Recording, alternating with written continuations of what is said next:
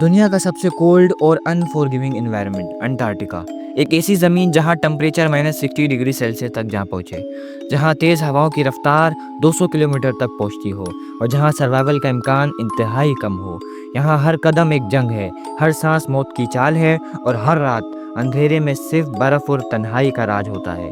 1912 میں سر ڈگلس موسن نے اس دنیا کے بیچوں بیچ خود کو پایا، اور ایک ایسی ایکسٹریم جرنی جس میں اسے ڈیتھ کے منہ سے نکلنا تھا، اپنی عقل و جسم و جذبے کا ساتھ لے کر۔ یہ داستان ہے ایک ایسے انسان کی جس نے نیچر کی سختیوں کو شکست دی اور تاریخ میں اپنی جگہ بنائی۔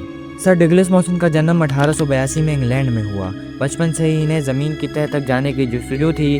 زمین کی جیولوجی نے اس کے دل میں جادو سا بھر دیا۔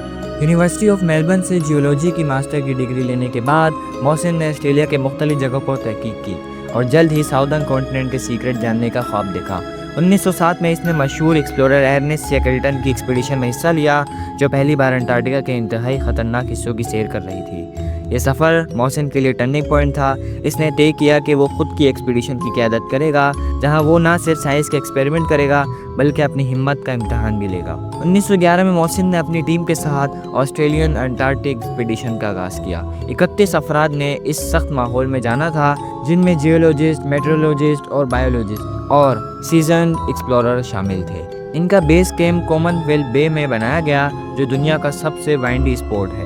یہاں کی ہوا ایسی ہوتی ہے جو برف کو ایسے اڑا دیتی ہے جیسے کاغذ۔ ان کے پاس سلیجز، سائنٹیفک انسٹرومنٹ، ڈاگز اور فوڈ کا سامان تھا، لیکن اس انوائرمنٹ کے مشکلات اس سے کئی گنا زیادہ تھیں۔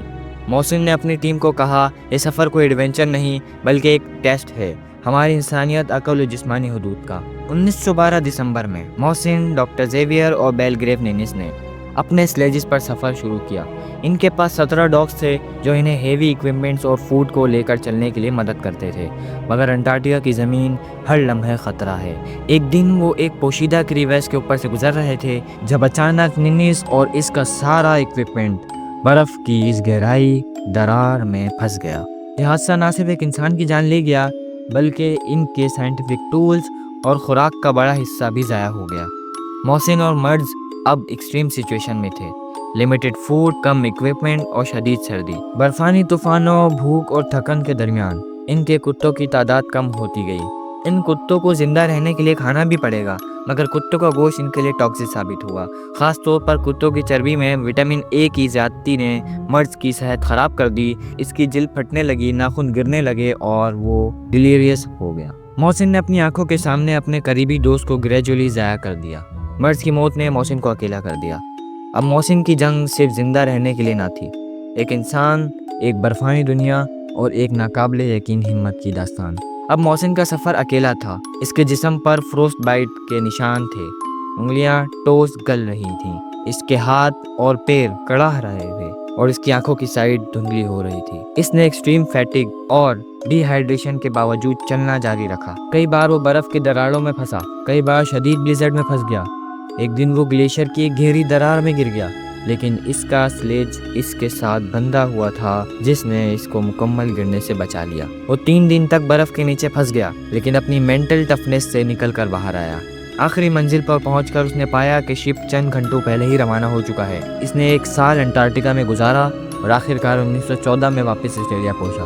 اس نے اپنا پورا 1 سال وہیں اپنے کیمپ پہ گزارا جو انہوں نے سائنس ایکسپیریمنٹ کے لیے بنایا تھا۔ موسن کا سفر انسان کی طاقت اور حوصلے کی ایک عظیم مثال ہے۔ سر ڈگلس موسن کو آسٹریلیا نے نائٹ کا خطاب دیا۔ ان کی ریسرچ نے انٹارکٹیکا کی جغرافیہ اور کلائمیٹ کو سمجھنے میں اہم کردار ادا کیا۔ آج موسن اسٹیشن، موسن کوسٹ جیسے کئی نام ان کی یاد میں رکھے گئے ہیں۔ ان کی کتابیں اور رپورٹ آج بھی انٹارکٹک ریسرچ کی بنیادی حوالہ ہیں۔ آج ہی ان کی کہانی ہمیں یہ سکھاتی ہے کہ انسان کی اصل طاقت جسمانی نہیں بلکہ ذہنی ہوتی ہے۔ جب ارادہ مضبوط ہو تو انسان دنیا کی سب سے مشکل آزمائشوں سے گزر سکتا ہے۔ سر ڈگلس موسن انٹارکٹیکا کی برفانی دنیا کا وہ شاہ سوار، اس نے ایکسٹریم ہارڈشپ کو برداشت کیا، موت کو مات دی اور اپنی اسٹوری سے ہمیں انسانیت، حوصلہ اور امید کی تعلیم دی۔ اگر آپ کو یہ ڈاکیومنٹری پسند آئی ہو تو ہمارے چینل کو سبسکرائب کریں، ویڈیو کو لائک کریں اور شیئر کرنا نہ بھولیں۔ ہم آپ کے لیے ایسے ہی حیرت انگیز صحیح اسٹوریز لاتے رہیں گے، ان کو سن کے آپ کو مزہ آئے گا۔ تو ملتے ہیں کسی اگلی ویڈیو میں۔ اللہ حافظ۔